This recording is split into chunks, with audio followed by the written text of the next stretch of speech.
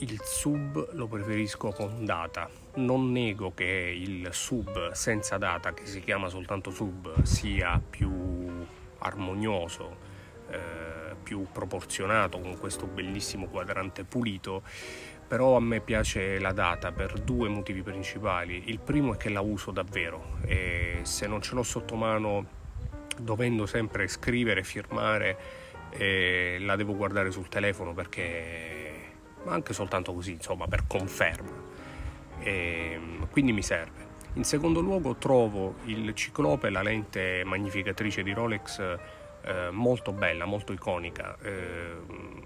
Per me è un tratto distintivo dei professionali Rolex e mi piace tantissimo, quindi per questo motivo il sub lo sceglierei con data. Seamaster 300 blu, acciaio oro con cinturino blu. Che cosa ne pensi? Mi piace meno degli altri l'acciaio oro, onestamente, perché alla fine il Seamaster è un diver molto tecnico. Secondo me non si sposa granché con il metallo prezioso. Poi indubbiamente è bello, però il Seamaster lo sceglierei in acciaio e lo sceglierei comunque con il cinturino in gomma, come ho sempre detto, come ho fatto anche io comprandolo nero, perché mi piace molto di più, mi piace molto il contrasto, soprattutto mi piace poco il bracciale dell'Omega Seamaster. Pareri in generale su Grand Seiko, ti rispondo molto volentieri, perché come spesso mi capita, prima di provare un marchio, magari basandomi soltanto su ciò che ho sentito o anche su dei pregiudizi che sono sempre sbagliati, non che non mi piacessero, ma semplicemente non mi avevano mai attirato. Ho avuto poi la possibilità di provarli finalmente da Mario Mossa a Bari, e mi hanno effettivamente stupito per bellezza dei quadranti, per qualità delle rifiniture, per leggerezza di alcuni orologi in titanio veramente fantastici, molto più leggeri per esempio dell'Oris in titanio, nonostante appunto il materiale sia lo stesso. Quindi una qualità eccezionale, anche tecnica, che però purtroppo è molto svilita dalle foto sul sito di Grand Seiko. Non so se le avete viste, vanno assolutamente provati dal vivo. Vacheron Constantin del 1970, tenerlo o venderlo? Beh, è un orologio sicuramente molto elegante, non fa gridare al miracolo da un punto di vista estetico, è il classico orologio elegante degli anni 60 e 70, tecnicamente interessante, però ecco, premesso che io ne vorrei uno, ma nel caso specifico, se non lo usi più, se non ti piace più e se magari vuoi monetizzare per toglierti un altro sfizio o un altro sogno, allora può tranquillamente essere venduto. Faranno anche un Black Bay Pro più sottile? Secondo te è il suo unico punto debole? Tudor ha dimostrato di saper fare orologi sottili. Il Black Bay 54 è una sottiletta, il Black Bay 58, il 58 è un bellissimo diver sottile. Hanno dimostrato di saper fare sottili anche i 41, con l'ultimo Ghiera Rossa, che è più sottile, più proporzionato, molto più bello secondo me dei vecchi Ghiera Rossa. Tra l'altro i calibri Kenissi che utilizzano sono dei calibri sottili, quindi la scelta di fare orologi spessi è una scelta, è proprio una scelta. Quindi il Black Bay Pro potrebbero farlo sottile, lo faranno? Può essere. La tendenza di Tudor, l'ultima tendenza di Tudor mi sembra effettivamente quella di andare verso degli orologi più sottili, anche quando sono orologi che sono nati spessi, come anche il Monte Carlo. Vedremo. Parliamo ancora di Tudor. Consiglieresti il Black Bay 58 925, quindi quello in argento? Consiglierei, sì, lo consiglierei.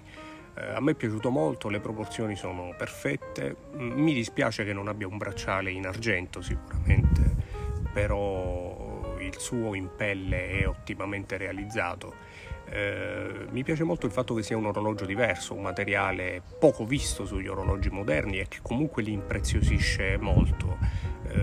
Combinazione di colori bellissima con ghiera e quadrante tortora, quel marrone un po' slavato, che tra l'altro si sposa benissimo con il cinturino. un prezzo concorrenziale per essere un bell'orologio di Tudor in argento. Insomma, secondo me ha tutte le carte in regola per essere un orologio da consigliare, sì. Vendo tutto e prendo un Daytona Full Gold quadrante verde. Che ne pensi? Che ne penso? Penso che è un orologio straordinario e straordinariamente bello. Indubbiamente il sogno di tanti, compreso il mio. E c'è da dire però che come unico orologio innanzitutto è davvero difficile da indossare, da immaginare come unico orologio.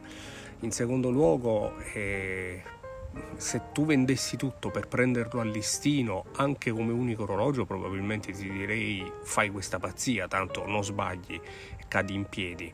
Ma alle quotazioni attuali, quando qualche anno fa lo vidi in vetrina a Roma al listino e nessuno lo voleva, no, per me alle quotazioni attuali rimane dov'è.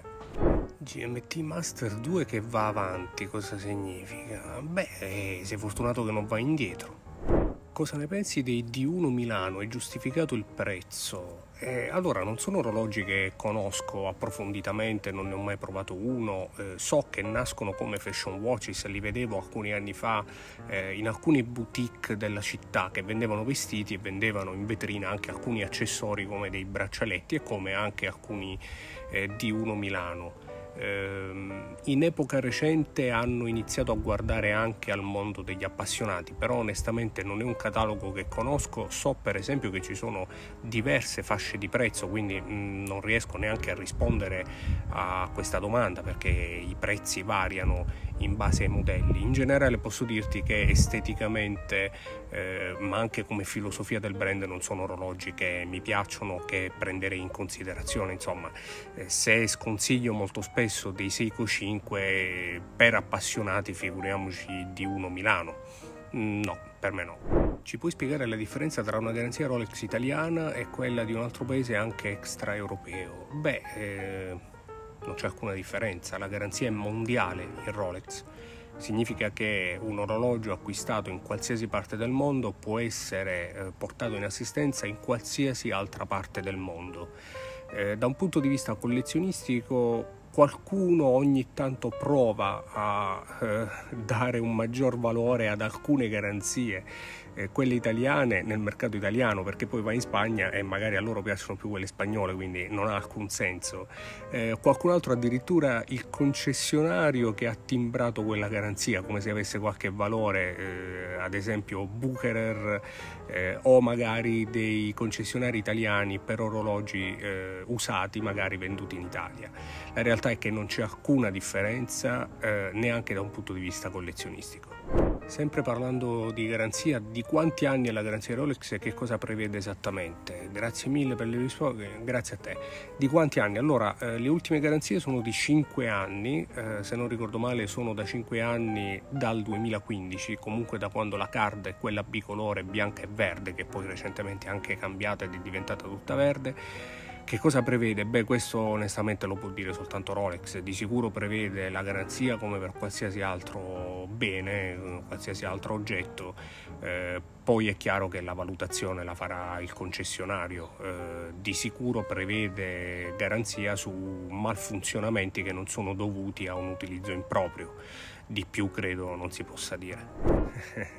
Posso star tranquillo nel far lucidare il mio 114-060 in Rolex dopo la revisione, ma tu capirai bene che io non posso rispondere a una domanda del genere. Come faccio a risponderti? Ci vorrebbe la sfera di cristallo e non è una domanda a cui si può rispondere. Vedrai soltanto successivamente se il lavoro è stato fatto bene o è stato fatto male. In generale l'unica cosa che posso dire è che per qualsiasi tipo di orologio, anche graffiato, soprattutto moderno come il tuo ceramica sub senza data, io me lo terrei mai lucidato onestamente. Cosa ne penso di Nomos?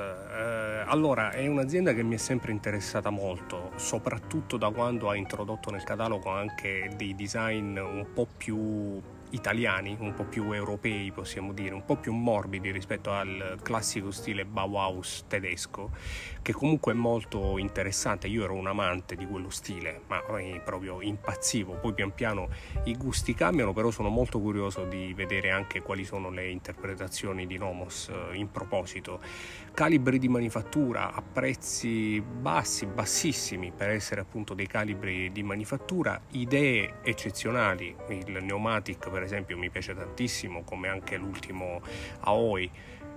Non ne ho mai provato uno, ma posso dirvi con un po' di anticipo che in realtà ci sarà modo di provarne diversi e finalmente di parlarvene. Orologio elegante da indossare con giacca e cravatta massimo 30.000? 30? Sono tanti. Allora, 30.000 sono davvero tantissimi. Ti propongo 3 opzioni. Ho appena parlato di Nomos e a proposito di Nomos, in pochissimi conoscono il Ludwig 33, che è un orologio elegante sia in oro sia in acciaio, secondo me bellissimo, a un prezzo ridicolo.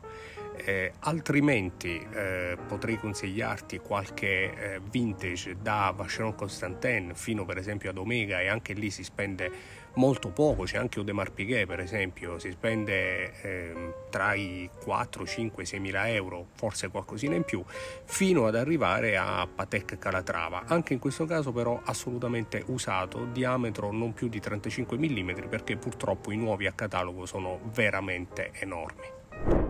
Tudor FXD oppure LHD, in pratica il fixed oppure il Pelagos mancino, quale ti piace di più?